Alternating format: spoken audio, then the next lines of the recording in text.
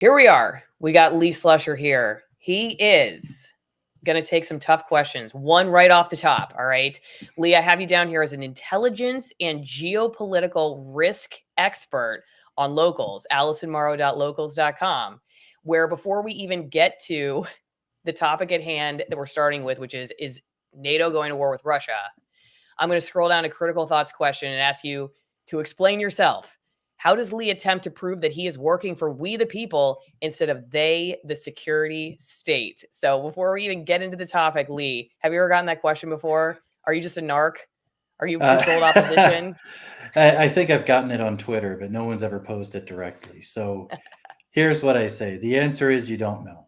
I encourage people to be more skeptical of the world, not less, particularly now. So if people turn that skepticism toward me, that's completely understandable. I would ask them to look at some of the work that I've done publicly through my Substack and through various podcast interviews and kind of consider how that has matched up to events as they've actually unfolded. So a couple of years ago, I did a video when the White House was saying Afghanistan could hold. I explained in great detail that it couldn't and how it would collapse, and a month later it did. My work on NATO and Russia has been accurate. So I'd ask people to go back and look at the details and see how that matches up to the actual events that occurred. I think that's the best way. But ultimately, if people are going to be skeptical, there's little more I can do to prove sincerity other than to say things that I think are right in a very detailed way and kind of wait to see if events match up with my analysis. And thus far it has. So if I'm working for someone, I'm not sure exactly what I'm supposed to be doing. And I guess the other thing I'd add is that if people are looking for an alternative motive here, I'm an independent consultant. So my primary focus is my consulting business. I do Twitter, Substack, and podcast all in addition to that. So if there's a motivation, my motivation is accuracy and clarity so that existing and potential future clients will know that I'm worth giving their money to. Okay.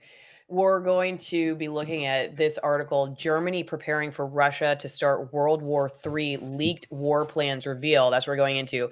Before you break this down for us, Lee, tell us a little bit about the work you've done that makes you someone that knows anything about this topic. Sure. I began my career as a Russian cryptologic linguist for the U.S. Army. So I had to learn Russian and I had to learn a lot about cryptography. And Russia has been a recurring theme throughout my career. I've done other things along the way, but the bulk of it, more than any other topic, has been on Russia. So after my time in the Army there, I was also a foreign military capabilities analyst for the Defense Department, focused on Eurasia.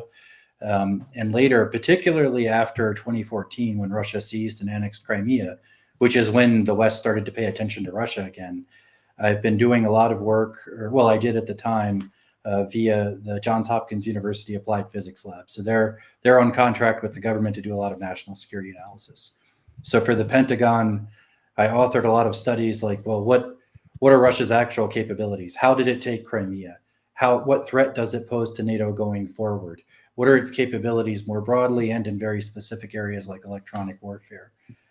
This led to my being part of a U.S. team that went to Ukraine after Crimea to assess the Ukrainian military for future security cooperation and for what ultimately became the basis of, I wrote the document that became the basis of future security cooperation, whereby the West started to build up this army in Ukraine. And I've written a lot about it publicly since then. All right, let's go to the article then. Mm-hmm. Where do we begin with this? The first question I have for you is somebody like me who, well, I'll show you the video I did about learning about Russia and Ukraine in a second. It was a total satire video. There were three of me. One of me was the anchor of a newscast, and the other two were pundits about Ukraine and Russia. And it really was just kind of mocking what it is like to be someone who doesn't know a lot about this, trying to learn, because the talking points on more than two, but there's two very loud ones, are all pretty much the same drumbeat all the time. And I feel like everybody divides very cleanly into a particular party and they argue with each other in predictably political ways.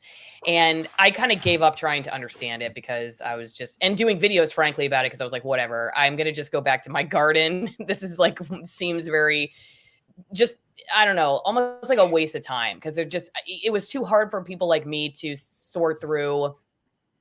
It was too hard to sort through the propaganda. I'll just put it that way. Or just like the emotional and political paradigms of the pundits. And I just found it like very, I don't know, predictable.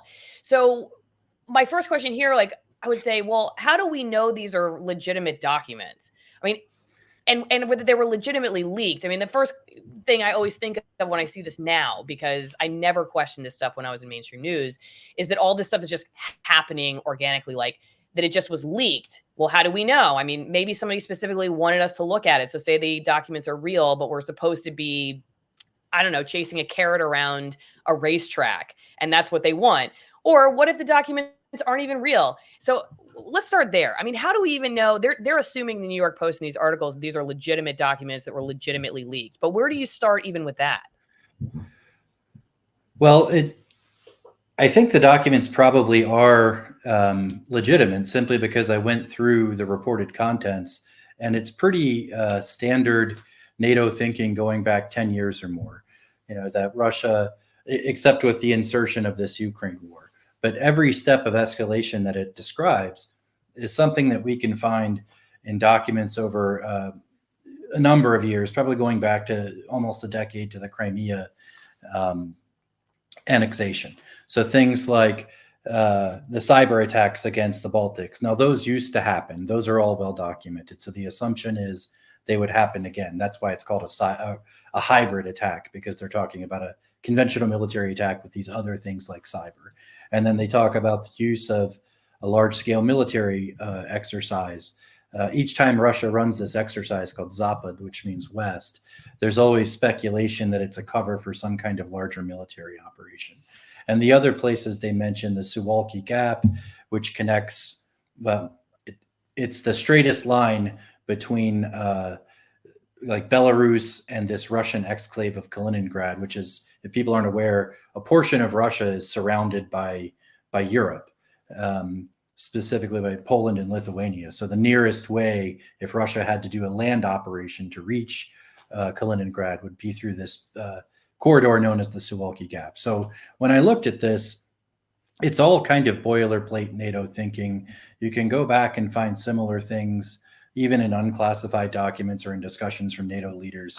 So to that end, I think the plan is generally legitimate, but it's kind of old and stale, and it doesn't take into account a lot of newer developments. So that gets to your point about whether this was leaked intentionally or not.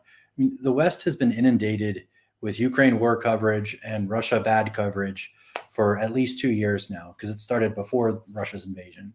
And so for this to be leaked now, kind of leading up to Ukraine being on the verge of collapse while Russia's power in the region continues to grow, while Russia continues to prove that it's been resilient to sanctions and to other Western efforts to undermine the country, it just seems like it's not by accident. Also, NATO is preparing a big exercise next year where they'll deploy tens of thousands of troops within Europe, which is basically going to be the largest conventional exercise by NATO in a very long time. So my suspicion is this is all released either kind of to bolster that effort, to say, we're looking at this, or perhaps even for domestic political purposes, because Russia's pretty savvy in terms of its knowledge of NATO's military capabilities. They understand that most NATO armies are basically token forces, with the exception of a few, and the few that aren't token forces have significant problems with like defense industrial production and things like that. So it's not like this article's meant to scare Russia. I mean, a spokeswoman from Russia even referred to it as more like a horoscope. She thought it was so ridiculous. But I think it was meant potentially for a domestic political audience. You have to consider all of these Western governments for the past couple of years have been promising victory, like one time after another. And with one failure after another to deliver that, they keep doubling down.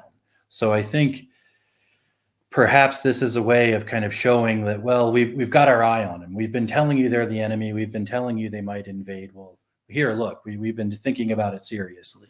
That's my guess anyway. I don't know why it was leaked. Do they have elections coming up somewhere? I'm sorry, I couldn't hear that. Do they have elections coming up somewhere that this would matter for? Well, in many places, yes. And then we also have to consider, because this came out of Germany, that previously, well, and still a very kind of taboo party in Germany, the Alternative for Deutschland, is seen as kind of like a very nationalistic, pro-German, anti-immigration party. It's been on the rise. I mean, for many years, it was ring-fenced, essentially. It was excluded from German politics by virtue of it being on the far right. But in recent months, it soared in the polls, and in many places it has 25% approval. So the German government has taken a lot of steps. They use their domestic intelligence agency to surveil leaders of AfD. There was even their protest going on today in Germany, because an article came out saying that some of the AfD leaders had attended a meeting at which the mass deportations were discussed. So there were huge protests in Germany. So I think a lot of this probably has to do with the German government's, the German establishment's panic that this political entity within its country that they had tried to kind of keep in a box is now gaining significant steam. And one of the other things about AfD is they were critical about this war. They're like, why are we pushing this war against Russia, our main energy provider? So I suspect that likely has something to do with it as well. A comment over on locals. Again, if you want to be on my editorial board, it's $5 a month. You get to go one-on-one with the most censored internet and ask the questions. You don't like what I ask? This is a great way to ask it yourself. You get to be the reporter, and it's only $5 a month. Plus you get an exclusive media show once a week. Bill Doris, who also is in TV news, does it with me. You get the full show and editorial board meetings. And whenever I get booted off of YouTube, you get to know first. But DMSR says a document that looks legitimate with a single addition or omission becomes a planted lie for a desired effect. How often does that happen? And could that be something that's happening in this case? Well, I think it happens often that lies are planted in some broader truth. But in this case, I'm still trying to figure out what that lie could be. Because like I said, this is pretty old, stale NATO thinking about how something could go down with Russia, with the exception of the ongoing Ukraine war. So it's also the case that NATO doesn't have that many tricks left up its sleeve. I mean, short of a nuclear confrontation, which no one wants, in terms of conventional capabilities, it doesn't have it, or also the sanctions regime has failed. So I just don't see what's going to be gained there. There are segments of the European population that have been very much anti-war and even anti-NATO, but for the most part, there's still a lot of strong support there for the European establishment and for support for Ukraine. So yes, in general, I agree with the comment, but I've yet to see what that could be here. Because it's the thinking there has been known to anybody who observes the situation for a long time. All right, Lee, real fast. Let me just tell people how to send me some mail. If you are not an internet credit card person, you're worried about intelligence spying on you. We could ask Lee all about that in a second. You can send me some real mail. You can write me a letter, send me a picture of your family, send me a particularly winning lottery ticket, your pocket lint.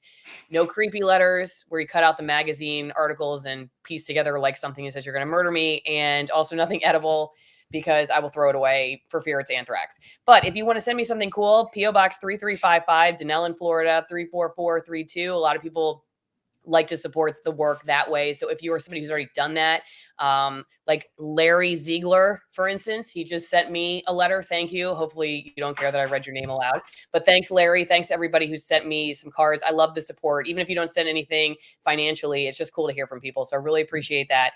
If you are a wine drinker, don't forget about my Malbecs, AllisonWinePromo.com. They are the best Malbecs you will ever have. I promise, hands down. They're extremist altitude Malbecs. You're an extremist. Apparently, the extremism is the #1 threat to the United States security state. We're going to ask Lee about that later, too. I don't know if they're talking about my wine or they're talking about something else, but if you want to be an extremist, you don't want to go to federal prison, this is a great way to do it. These are from 6,000 to 9,000 feet, very remote regions, very few pesticides, clean air. The grapes are working extremely hard for you under the sun. That means the taste is also very unique. You can't get them at the grocery store. Why would you want to? You get 50% off the wine and 50% off shipping. And this company has been so good to me since the beginning. They never tell me what I can say, who I can talk to, what questions I can ask, all that good stuff. So wine drinkers out there, please consider getting it a gift for somebody who, I don't know, you are hearing they've leaked documents about you. You sent them a text, they leaked it on Facebook. Is it real? Is it a lie? Is it a mission? We don't know. But you guys should just make up, because Lee says it may not even be real. So get a glass of wine, get over it.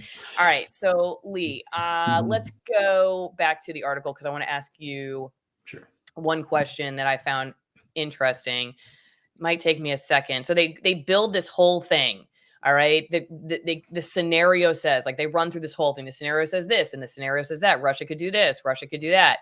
Blah, blah, blah, blah, blah. And then in this one line says, Putin and Russian officials have repeatedly denied they would escalate the Ukraine conflict beyond the country's borders. Who do we believe?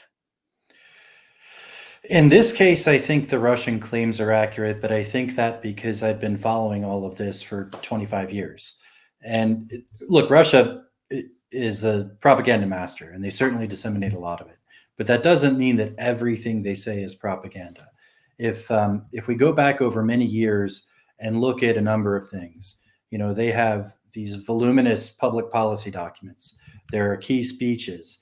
There's appropriations. What do they actually do with their money? There are the actions they take abroad. And if you kind of synthesize all of that, you can see certain patterns emerge over a very long period of time. And one of those patterns was an attempt to resolve this Ukraine situation before it became a civil war or a war with Russia. There were many such attempts, particularly over the past 15 years or so, and more recently with the series of Minsk agreements. When we stack up all the evidence there, it's pretty clear that Russia has been kind of beating this drum of what could happen in Ukraine for a long time. And so when we look at their other capabilities, Russia's right now has a very strong military, thanks to all the mobilization it's done for this war and all the experience it's gained, the advances in its technology. But for the most part, Russia's capabilities, they're good along the periphery of the country, but they don't have the ability to project power, at least very well, for long distances outside of the country. In the whole time that I've been studying Russia, so 25 years now, a little over that, I've not seen this evidence that Putin's not going to stop in Ukraine, that he wants to keep going. So it's based, my view is based on this broader analysis of their documents, their appropriations, their actions, and then those of NATO, and kind of comparing them. And I just don't see, I think the claim that Putin wouldn't stop at Russia, or that he's somehow going to start a war with NATO, which means starting a war with nuclear-armed America, it's just ludicrous, particularly when you look back over these past 15 years or so and see all of these many attempts to find some kind of resolution in Ukraine that would have avoided war. So to me, there's no indication that his goals extend beyond that militarily.